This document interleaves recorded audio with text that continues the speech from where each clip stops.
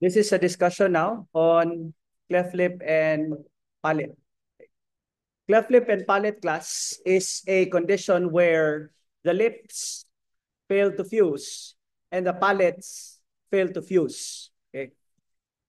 In utero, all of us class has been into a state where our lips and our palates are unfused. So everyone used to have a cleft lip and palate. However, these structures eventually close at a given period of time, but only when the amounts of folic acid in the body is sufficient. So pag si mama has been taking folic acid while she is pregnant, sufficient amount of folic acid, then this will allow the closure of the usually open lip and palate. Folic acid class or vitamin B9 are found in your are commonly required during pregnancy because deficiency in folic acid usually results in cleft lip and palate as well as neural tube defects. So pila man di ay nga folic acid ang gi-require during pregnancy. So for you to remember that class, since that's folic acid, FOFO, meaning 400 micrograms. Okay? So folic acid, FOFO, 400 micrograms. That's how much folic acid you require. Okay? So kung intake sa MABDOS of folic acid is less than 400 micrograms, one of the possible condition is that the mother will give birth to a child with a cleft lip and palate because folic acid is required for the closure of an originally open lip and palate. So kita tanan, no? Natay open lip and palate. But this eventually closes class.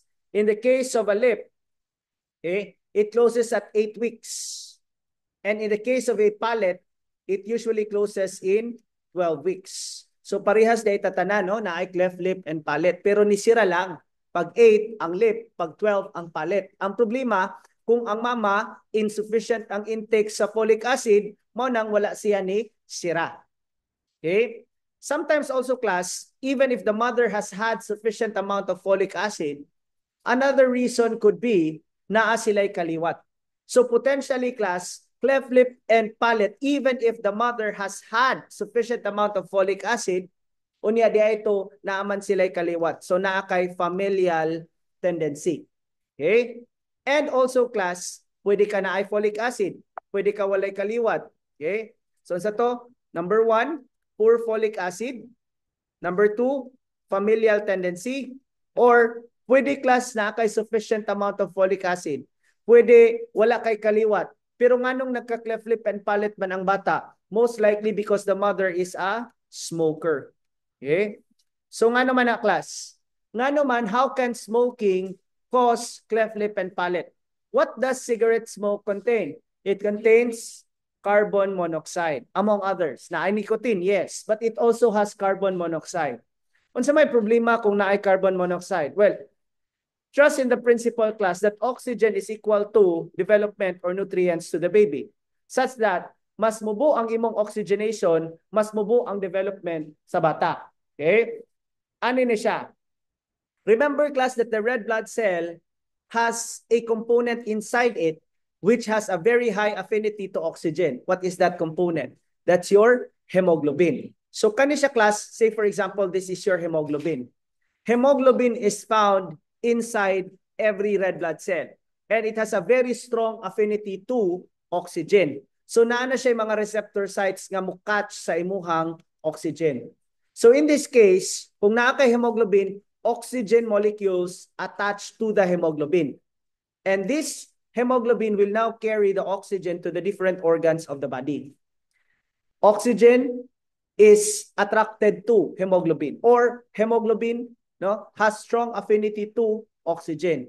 But just the same, your hemoglobin also has the same affinity with that of carbon monoxide. Meaning to say class, kung unsa kadikit ang oxygen dito sa hemoglobin, exactly the same kadikit ang carbon monoxide to the hemoglobin. So what would that lead to? It would lead to a competition this time between oxygen and carbon dioxide. Mag-ilog na sila sa receptor sites. Meaning to say, potentially, pwede man pulos oxygen. Pwede man nagsagol ang oxygen and carbon monoxide. Pwede sa class pulos ni siya carbon monoxide. Because again, this will be a competition between oxygen and carbon monoxide. Why? Because both has the same affinity to hemoglobin. So what if pulos carbon monoxide iyang dala? Or gamay rang oxygen iyang nadala kay naunhan siya ni carbon monoxide? That would lead to poor oxygenation. And poor oxygenation would lead to poor development. And that is how smoking has caused cleft lip and palate. So in summary, what are the causes of cleft lip and palate? Number one, when folic acid intake is low. When we say low, it must be less than 400 micrograms during pregnancy. Okay. Number two, familial tendency.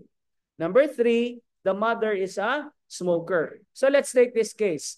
Ang mama, walay cleft lip and palate. Ang papa, walay cleft lip and palate. Ang bata, naay cleft lip and palate. Would that mean nga anak siya sa silingan? No, because it's not exclusively caused by familial tendency. It is caused as well by poor folic acid and by mothers who are smokers. Now going back, in utero, while we are all inside the mother's womb class, everyone begins with a cleft lip and cleft palate, but with sufficient amount of oxygen, sufficient amount of folic acid, then these structures eventually close. The lip closes at 8 weeks and the palate closes at 12 weeks. Kinsa man most commonly ang naay cleft lip, makakita gani kag naay gisi sa baba, usually kas mga lalaki na siya. Cleft lip is common to males and cleft palate is common to females. Aron di mo makalimot, lip, letter L, lalaki. Okay? Palate, letter P, female. Okay? So, female for palate, lalaki for cleft lip. Now, aside from those three causes class, it's also important to discuss what possible nursing diagnosis could be created out of the condition. Unsa may possible nursing diagnosis na to? Number one, whether cleft lip ka or cleft palate, you would surely have a problem with feeding. So there is problems with your feeding. Lisod magpakaon kung ang imuhang anak na ay cleft lip and palate. Di ba kung magkaunta o niya magtagak-tagak ato ang pagkaon kanon unsay ingon ni mama unsa man ka? Bungi ka, di ba mo anak man natong mama? Because class there is surely a problem in feeding a child with a cleft lip and palate. Ngano man. Okay. In the case of a cleft lip child, kung lip ang iyahang problema, dili na siya makasak over a bottle. You cannot suck over a bottle ngano man, hungaw. How could you suck over something kung nakaabli ang imuhang lip? Remember class, when we sip over a straw, what do? We close or purse our lips into the straw. But imagine, how can a newborn with a cleft lip do something like that? Di na sila kasup-sup, di na sila makasak sa bottle kay hungaw. They cannot suction. So unsaon man na nato sila pagpakaon this time? So remember class, basta gani cleft lip, since di man na sila makasak sa milk, then we will give them cleft feeders. We will use cleft feeders. Unsa man na siyang cleft feeders class? Mura na siya og syringe, kuhaan nimo og dagom. So, kung di man gani makasup-sup ang bata, then ikaw nga nagpakaon ang mo-push sa food padulong sa iyahang baba. Mura siya na plunger gihapon. Mura gihapon siya syringe kay imo lang siyang i-push para pagpakaon sa bata nga naay cleft lip. That is insofar as bottle feeding is concerned. But if ang bata is breastfed, nya naay cleft lip, feeding is not a problem. Feeding cannot be a problem if breastfed ang bata naay cleft lip. Ngano man, kay inigdot-dot nimo sa naong sa bata didto sa tutoy ni mama, the breast mass will create a seal over the open lip. Mutako bratong tutoy ni mama sa iyahang lip such that makasaksyon na siya. So in summary class, both lip and palate has problems with feeding. In the case of a lip, if the child is breastfed, there is no problem. Why? Because the breast mass creates a seal over the open lip. But if the child is bottle fed, indeed, feeding is a problem. Why? Because a child with a cleft lip cannot suction. In such a case, we would be needing a special instrument to feed the child. What do you call that instrument? You call it a cleft feeder. On the other hand, how does a cleft palate become a problem in feeding? Because class, kada tulon nila ang ilang giinom nga gatas mugawas sa ilong or muadto sa baga. Nganuman, abli ang ngalangala, abli ang palate, abli ang roof of the mouth. That is the palate. So such that class, it's important pag nagpakaon ka og bata nga na cleft palate, dapat small amounts lang na siya. Kay kung mudaghan na ang amounts nga imong ma-introduce sa iyaha, mugawas na dito sa ilong, masudipan, or muadto na dito sa iyang baga, matuk-an. Dapat ginagmay lang ang atong gina-introduce. So dili ta pwede mo gamit og cleft feeder diri class. Nganuman, kung mag cleft feeder ka, just imagine the syringe class. Pwede man gud nimo ma-overpush. Di ba di man na nimo ma-control, i-try nimo control, mulahos man gihapon na siya kay guma man na diha. Okay? So what then could we use to properly feed a child with a cleft palate? We would be using a medicine dropper. Okay? Mugamit tag medicine dropper. Nganong mag-medicine dropper man, sir? Because sa medicine dropper class, bisag kusugon na nimo siya og pislit, kusugon nimo na siya press, the amount that comes out of it is just the same. So kontrolado kaayo nimo ang amount nga imong i-introduce. Gawas og imong kadaghanon og pislit, di ba? Pero di po na mudaghan kaayo kay limited raman ang amount nga nasulod sa medicine dropper. Okay? So that's the distinction now. Basta cleft lip gani, you would use a cleft feeder.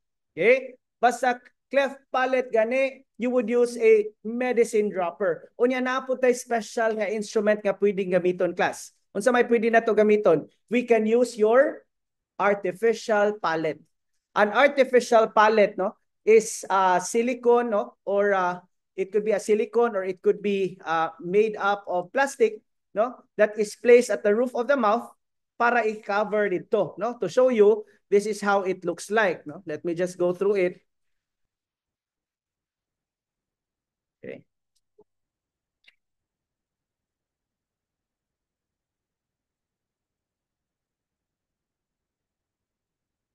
Here. Okay. So this one is your artificial palate, no? So it's silicone or rubber or plastic. Mura siya o kanang mura siya, that's how it actually looks like, no? Ibutang na nimo dito sa imuhang palate para takuban kay luoy kay sila class, inig-ilong nila mugawa sa ilong, no? Inig-inom nila mo ato masudipan. Ngano man abli man ilahang roof of the mouth. Okay? So we use an artificial palate. And this one class, this is your cleft feeder. That one, no? Mura ra gyapon siya og syringe such that you can use the plunger to push milk into the baby. Okay? So class again, that is your cleft feeder in the case of a cleft lip, and you need a medicine dropper in the case of a cleft palate. Okay? Next. What else?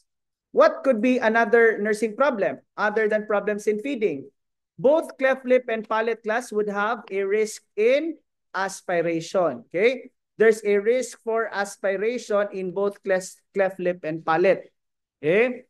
And because there is a risk for aspiration in both instances, then you are also at risk for infection. Okay? What kind of infection man sa cleft lip and palate? Upper respiratory tract infection. Ngano man na class? Nganong at risk man siya for URTI? Because of the risk for aspiration. Remember, aspiration is the introduction of a foreign body into the airways. And when there's a foreign body into the airways, you can have infection. Okay? So kana, problems in feeding, risk for aspiration, risk for infection. These are three common nursing diagnoses to both instances, cleft lip and cleft palate. Okay? But there is one nursing problem that is exclusive to the palate. And that is your problems with speech. Okay? So the problems in speaking or problems in speech is exclusive only to those with cleft palate. So kung cleft lip ra ang imuha, makasturya ra kag tarong. Ang cleft palate kay di jud ka kasabot, nguho gyud kaayo. Di gyud madunggan, di gyud madunggan pero di ka kasabot sa iyahang isulti. That is in the case of a cleft palate. No, samot na kung cleft lip with cleft palate pag yun ang imuhang condition. Okay? Now, what do you call the surgery to repair a cleft lip? You call it class as chyloplasty. Okay? Chyloplasty or the repair of the lip. Okay? Ang repair of the palate is called palatoplasty. Chyloplasty in the case of lip, okay? And palatoplasty in the case of a palate. Now, you cannot just do that without satisfying certain conditions. Namang tayo mga requirement class. We have certain requirements before surgery could be done. Before chyloplasty could be done, na requirement. Before palatoplasty could be done, na-upod requirement. Okay. In the case of chyloplasty class, we need to observe or comply with the rule of 10. Dili rule of 9, ha? Kay Burns man tong 9. Unsa man ang rule of 10? The rule of 10 requires nga, pwede ra ka operahan class kung ang bata is at least, number 1, 10 weeks old. Okay? So 9 weeks old, pwede na ba operahan? Dili pa. Dapat at least 10 weeks ang edad sa bata. Number 2, dapat ang timbang sa bata is at least 10 pounds. 9 pounds ang bata, pero 11 weeks siya. Pwede operahan? Dili. Dili. Because gawas sa 10 weeks, dapat at least ang timbang sa bata 10 pounds na. Okay? So dili pwede operahan ang malnourished nga bata. Okay? Number 3, dapat sa class walay infeksyon sa bata. Unsaon nimo pagkaibaw if there is an infection? What component of the blood do we look into? We look into the WBCs. And the WBCs must not exceed 10,000. So rule of 10 gihapon. Kay malapas na gani kag 10,000, taas naman na. Nya kung taas ang WBC, pasabot ana na kay infection. Okay? And number 4, you also look into the amounts of hemoglobin. Okay? Hemoglobin, meaning to say, the patient must have at least 10 milligrams per DL. No? 10 milligrams per DL ang imuhang hemoglobin. Meaning to say, kung ubos sa 10 milligrams na kay anemia, or ubos imong red blood cell because hemoglobin is found in the red blood cell. Diba? So kung gamay ra kag hemoglobin, unsa may mahitabuan na class? Then, kung gamay kag hemoglobin, gamay ang oxygen, gamay ang development or repair, mas delayed ang wound healing. No? So di ta gusto ana. Meaning to say class, dili ka basta-basta mo ingon, ay bungi, so aton tahion, dili diretso. Ato sa siyang tanawon kung ni-satisfy ba sa rule of 10. 10 weeks, 10 pounds, why infection, why anemia? Meaning the hemoglobin has exceeded at least 10 milligrams per DL. Now, inig human og tahi sa lip, importante ang posisyon sa bata. Imo siyang i-position in such a way as there will have to be no pressure or tension over the suture. Kung gitahi ang imong lip, siguro naakay dako-dako kag problema sa utok kung imo na ipakulog. Diba? Kung nakay tahi sa lip, position nimo dapat supine. Kag imo nang ikulo, bukis-kis man tong iyang tahi dito sa higdaanan. So sa resulta ana, gisi na sad, tahi na sad, diba? Luuya sa bata. Okay? So remember, after chyloplasty, you position the baby in a supine position for the purpose of avoiding tension into the suture. Unya kay bata man na class. Ang bata mo hilak man na kung naay di mauyunan, ba? Alimuot, langas, kulang sa tulog, kulang sa kaon, basa ang diaper, ana man ang bata. Sinighila ka na kung gitahi ang lip, uha, gisi na sad, di ba? Kano sa naman mo undang og gisi ani, no? So unsa may atong ibutang? We use the Logan bar and this is how it looks kani. This is your Logan bar. the Logan bar is applied para inikuha o ha, hilak din ha, di gid nimo magisi ang imong bagong tahi. Because ato man ang gibutangan og bracket, butangan nato brace. Ang tawag ana is the Logan bar. But of course, as much as possible, you have to minimize crying. So unsaon man na nako sir? Bata man na, saon man na? So you have to anticipate the needs of the child. Dili kay inighilak sa bata, dinha pa ka mangitag tubig init, dinha pa ka mo palit og gatas, di ba? Anticipate nga kaning bata mo inom ni ron so naka-ready na sa iya hangig daanan kilid, nanang gatas inighilak, dara, timpla, shake, unya pasok hilom. Da. Pero kana mo ingon ka nga wa ka mangandam nihilak ang bata, sige tay pasanak mo naog sa ko, mag-init sa kog tubig, awa na gisi na kayo ang iyang bagong tahi. So you anticipate the needs of the child. Okay? Inighilak pa lang, liliada yun ang diaper, basin-basa. Okay? Anticipate the needs of the child because the rule is, after the repair of the cleft lip, you should avoid tension there too. Okay? That's for chyloplasty. How about the repair of the palate? For the repair of the palate, we call it palatoplasty. And just the same, inighuman og tahi, dili pwede na ay tension dito. So di ka pwede mo gamit og kutsara. Kay ni kutsara nimo, talinis man to, pwede tong makasamad sa imuhang bagong repair nga palet. Bawal ang straw. Di pud ka allowed. So no spoons, no straw allowed. Okay? Di pud ka pwede mo hatag og gatas. Sir, nganong dili man pwede mo painom og gatas? Ang gatas manggod class, no?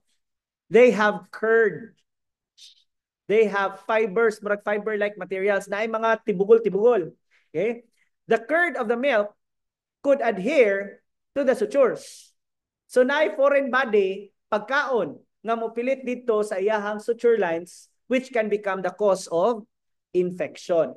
But kung di man jud gani malikayan class that you have to introduce milk, just remember that after you give milk to the child, you must at least give water to flush or to rinse those curds that have adhered to the sutures in the repaired palate.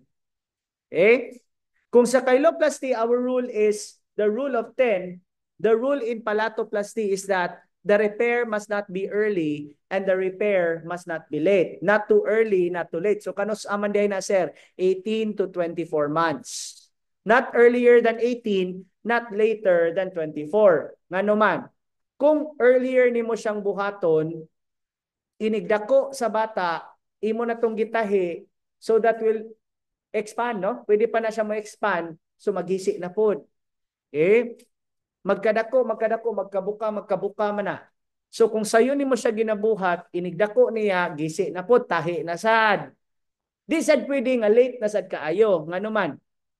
Number one reason class for aesthetic purposes. Diba ganahan ka mag-antos og tan-aw sa bata nga ingon ana ang porma sa now? If makaya ma-repair, then repair. Aesthetic purposes, that's one. Number two, the more ni mo siya i-delay, di ba class lisod pagpakaon? Kung lisod magpakaon, affected ang nutrition sa bata. Kung affected ang nutrition sa bata, nindot ba na? Bati. Di ba bati? So anong dugay-dugayon man nato nga makakos man din na siya malnutrition. So do not delay. And number three, what is that problem that's exclusive to the palate? Ang speech. So kung i-delay nimo ang repair, it also means delayed ang speech development sa bata.